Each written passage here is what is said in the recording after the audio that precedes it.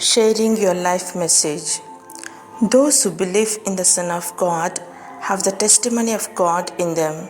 1 John chapter 5 verse 10. Your lives are echoing the Master's word. The news of your faith in God is out. We don't even have to say anything anymore. You are the message. 1 Thessalonians chapter 1 verse 8. God has given you a life message to share. When you became a believer, you also became God's messenger. God wants to speak to the world through you. Paul said in 2 Corinthians chapter 2 verse 12, "We speak the truth before God as messengers of God." You may feel you don't have anything to share, but that's the devil trying to keep you silent. You have a storehouse of experiences that God wants to use to bring others into His family. The Bible says in 1 John chapter 5 verse 10, "Those who believe in the Son of God have the testimony of God in them." Your life message has 4 parts. First, your life message includes your testimony. Second, your life message includes your life lessons. Third, your life message includes sharing godly passions. Fourth, your life message includes the good news. First, your life message includes your testimony. Your testimony is the story of how Christ has made a difference in your life. Peter tells us that we were chosen by God to do His work and speak out for Him, to tell others of the night and day difference He made for you. 1 Peter chapter 2 verse 9. This is the essence of witnessing, simply sharing your personal experiences regarding the Lord. In a courtroom, a witness is not expected to argue the case, prove the truth, or press for a verdict. That is the job of attorneys. Witnesses simply report what happened to them or what they saw. Jesus said, "You will be my witnesses," Acts chapter 1 verse 8. He wants you to share your story with others. Sharing your testimony is an essential part of your mission on earth because it is unique.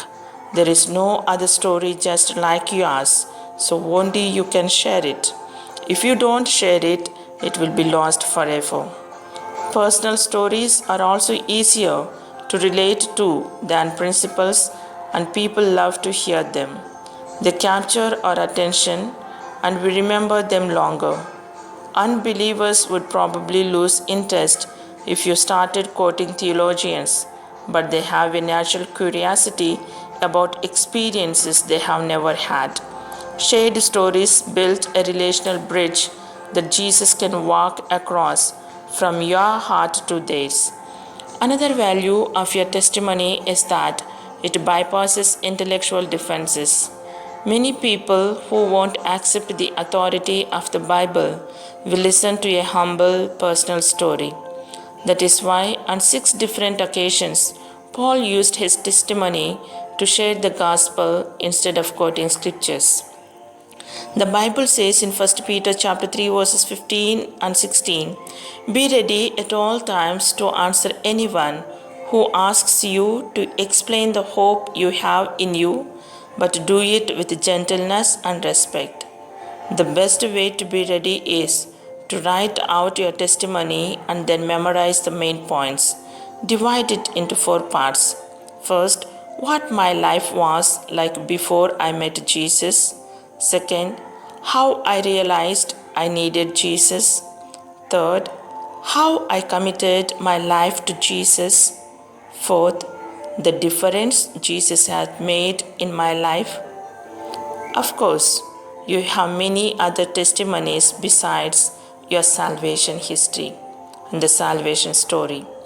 You have a story for every experience in which God has helped you. You should make a list of all the problems, circumstances, and crises that God has brought you through.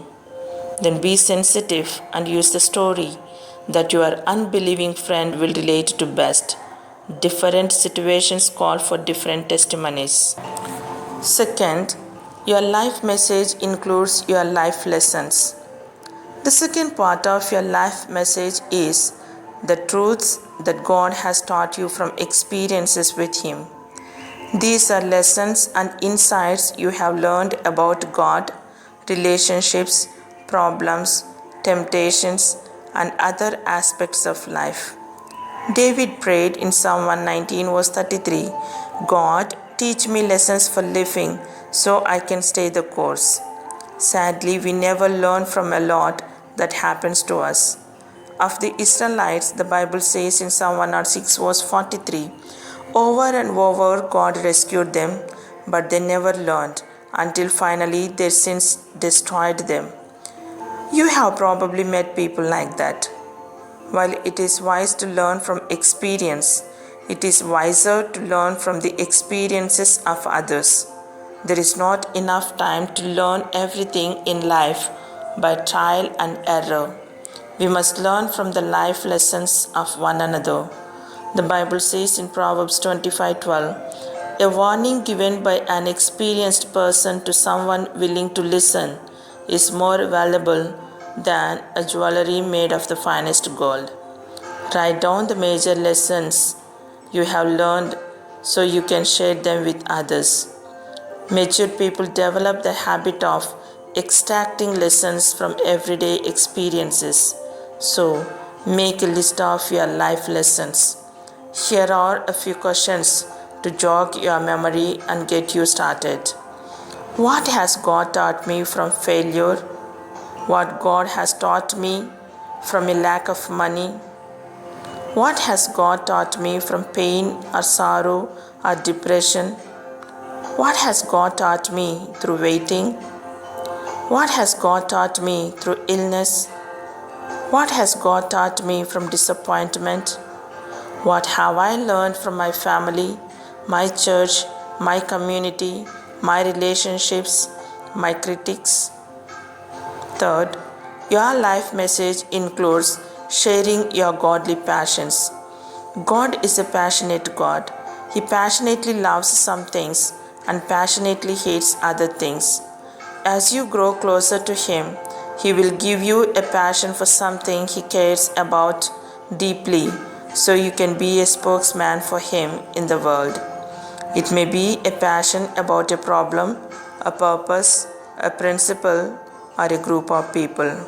Whatever it is, you will feel compelled to speak up about it and do what you can to make a difference. You cannot keep yourself from talking about what you care about most. Jesus said in Matthew 12:34, a man's heart determines his speech.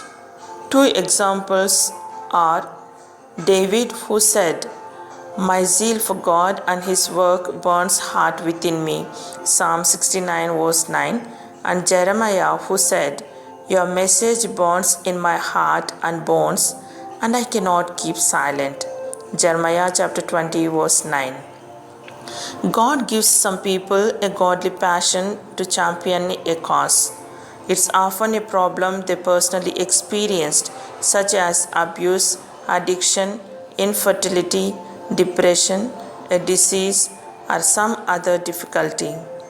Sometimes God gives people a passion to speak up for a group of others who cannot speak for themselves: the unborn, the persecuted, the poor, the imprisoned, the mistreated, the disadvantaged, and those who are denied justice. The Bible is filled with commands to defend the defenseless. God uses passionate people to further His kingdom. He may give you a godly passion for starting new churches, strengthening families, funding Bible translations, or training Christian leaders. You may be given a godly passion for reaching a particular group of people with the gospel. If you ask God, He will burden your heart for a specific country or ethnic group that desperately needs a strong Christian witness. God gives us different passions so that everything He wants done in the world will get done. You should not expect everyone else to be passionate about your passion. Instead, we must listen to and value each other's life message because nobody can say it all. Never belittle someone else's godly passion. The Bible says in Galatians 4:18, it is fine to be zealous, provided the purpose is good. Fourth, your life message includes the good news. What is the good news? The good news shows how God makes people right with Himself, that it begins and ends with faith. Romans 1:17. For God was in Christ reconciling the world to Himself, no longer counting people's sins against them. This is a wonderful message He has given us to tell others. 2 Corinthians chapter 5 verse 19. The good news is that when we trust God's grace to save us through what Jesus did, our sins are forgiven, we get a purpose for living, and we are promised a future home in heaven. God has never made a person He did not love. Everybody matters to Him. When Jesus stretched His arms out wide on the cross, He was saying, I love you this much. The Bible says in 2 Corinthians 5:14, for Christ's love compels us because we are convinced that one died for all. Whenever you feel apathetic about your mission in the world, spend some time thinking about what Jesus did for you on the cross. We must care about unbelievers because God does. Love leaves no choice. The Bible says in 1 John 4:18, there is no fear in love. Perfect love drives out all fear. A parent will run into a burning building to save a child because their love for that child is greater than their fear. If you have been afraid to share the good news with those around you, ask God to fill your heart with His love for them. The Bible says in 2 Peter chapter 3 verse 9, God does not want anyone to be lost, but He wants all people to change their hearts and live. As long as you know one person who does not know Christ, you must keep praying for them, serving them in love, and sharing the good news. And as long as there is one person in your community who is not in the family of God, your church must keep reaching out. The church that does not want to grow is saying to the world, you can go to hell. What are you willing to do so that the people you know will go to heaven? Invite them to church. Share your story. Give them something.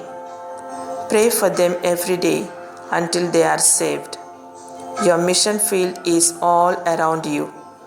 Don't miss the opportunities God is giving you. The Bible says in Colossians 4:5, make the most of your chances to tell others the good news. Be wise in all your contacts with them. Is anyone going to be in heaven because of you?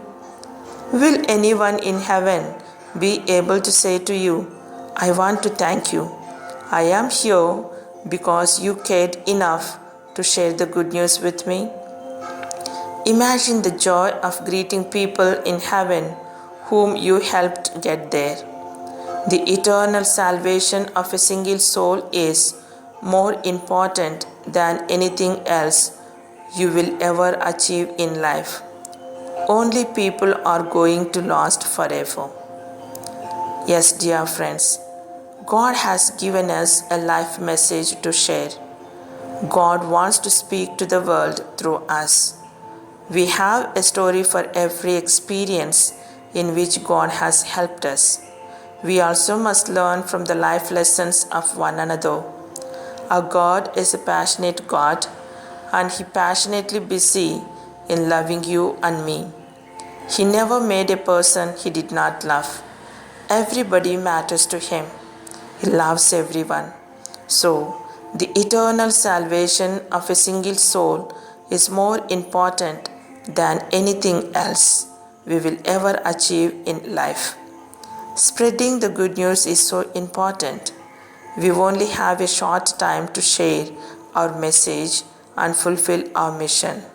So, let us begin now itself to share our life message to the others and bring them to the presence of our Lord, because God wants to say something to the world through me, through you, and through us. Thank you.